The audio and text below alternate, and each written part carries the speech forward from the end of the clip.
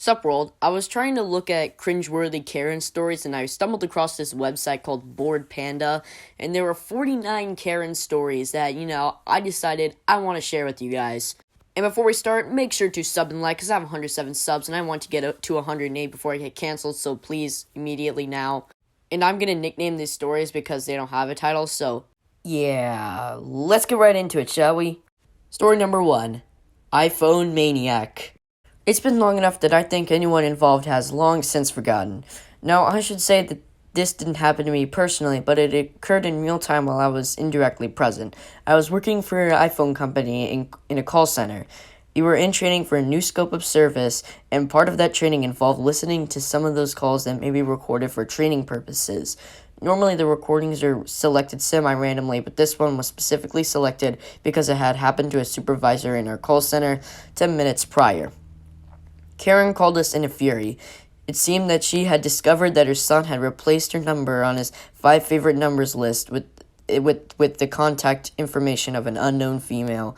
She wanted us to change it back. We legally could not do that. It's not her phone after all, and he made the change intentionally. When the agent called to tell her in on this, the Karen flips in a way only a true Karen can. It's the full package. Screaming, shouting, accusing us of being crooked, unfair, the customer's always right, etc., etc. At this point, I should mention that Karen was calling from the store in her local mall. After about 5 minutes of Karen rage, we hear the following exchange, like in a serious authority voice. Ma'am, if you can't calm down, you're gonna have to leave the store. Sounds like I will not calm down. They're cheating me. Okay, ma'am, you're under arrest. I'm what? You're under arrest, ma'am. This final declaration is followed by the sound of a mobile phone clattering to the floor from where the salesperson retrieves it. Yeah, sorry about that. I don't think you have to worry about this anymore. She just got arrested. Story number 3, faulty fridge. I deliver appliances for Best Buy. We had a woman call and complain that her fridge was not pre-cooled before it was delivered and that she had to wait for it to come down to temperature. No one was in the office and was prepared for that one. No one in the office was prepared for that one. Story number 4, buckload of coupons.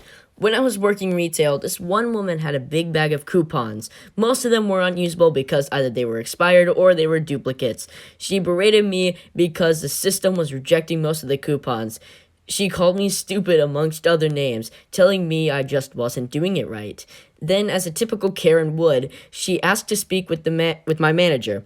My manager came and asked what the problem was. The woman ranted about how incompetent I was because I didn't know how to scan a coupon. My manager looked at the coupons and the coupons were the problem, not me. The manager called out the customer for being disrespectful for me and told the customer to leave the store. I hated working there, but I'm so grateful that I had managers that didn't totally go by the customer's always right rule and weren't afraid to stand up for their employees.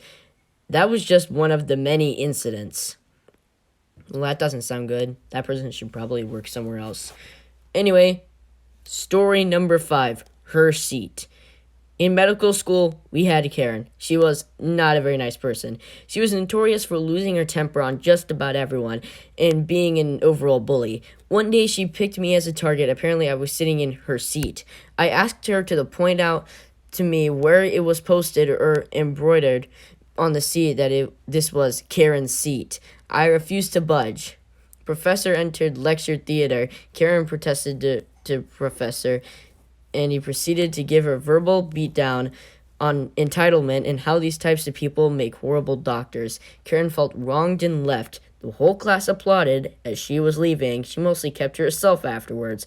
I felt it was long overdue, justice being served. Story number 6, fruit shop. Mother of a girl I went to school with comes to the shop I work at 5:58 p.m. We close at 6. Lights are half off, front door is closed, roller door is half down, and goes, "Hi, I'm just running in to grab a few things." Before I tell her not to, she's gone into the aisles. My manager comes over and goes, "What are you doing? We have to be done by 6. He went to find her, and she already got a basket full of things going, "Where are the capsicums? Can I just grab Keep in mind this is a fruit shop. Half the items come off the shelves and into the cool room. My manager is literally the nicest guy ever and agrees to ring up her items as long as she pays card, as the cash is all packed into the safe. No, that's ridiculous. I only have cash. Hun, can you tell him I only have cash? So I tell her the exact same thing, that we literally can't access the cash once the safe is closed for the day. Oh, well, you can just pay for it on your card and I'll get daughter to pay you back. I'll tell her you can't do that. Oh, well, can you just pay for it on your card and I'll get to pay you back? I tell her that I can't do that. She starts shouting about how unprofessional we are. How unprofessional we are, and the shop is awful because half the items were gone. We were closed, and that she's never coming back. Thank God. She avoids me at school events now, and I honestly feel sorry for her daughter. The stories I hear about this cow are shocking. Icing on the cake? Her name is actually Karen. Well, that's mighty convenient. Story number 7. This one's really short. Yeah, that's the title I'm giving it. Told me I couldn't work on my own car in my own garage at noon because she didn't want my fast-looking car to influence her sons to be hooligans like you. Okay. Story number 8. Blew up at me for ignoring her son, who was trying to hit on me by saying konnichiwa and calling me kawaii. I've never met him before, and I'm not Japanese. She called me a stuck-up racist and insinuated that I should be glad he was worldly enough to speak Asian to me. I responded, sorry, no English. They had previously heard me speaking English with my friend, I'm pretty sure, and walked away. That sounds perfect. I'm not reading the 9th one because it's way too long. Story number 10.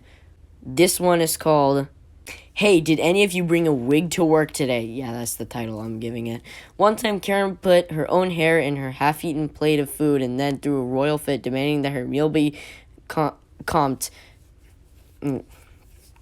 demanding to speak to the manager.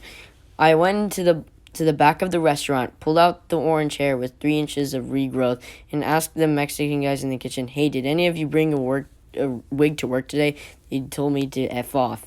Went back out, told Karen that nobody on staff has red hair with blonde roots while staring directly at her disastrous dye job, but the manager said we would be happy to buy dessert for the whole table to make up for the strange phenomenon.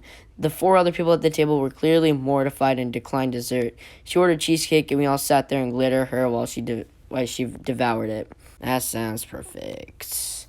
I'm going to call this one Lake. I know I'm original.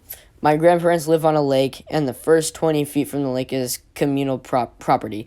I was about 10 years old and feeding the geese corn on the lake across from my grandparents' house, and Karen walked halfway around the lake just to tell me that I wasn't allowed to encourage them to poop on her lawn and that I had to stop feeding them immediately. When I told her that my grandfather said I was allowed, she marched me up to his house, rang the doorbell, and only deflated when she realized my grandfather was the president of the HOA and pissed at her for grabbing his granddaughter.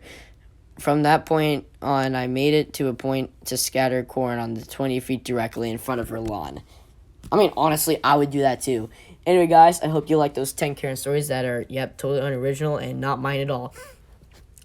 Please sub and like. I know this is a low effort, quick upload, but totally nothing is gonna happen. I'm gonna post in around 3 years from now. Goodbye.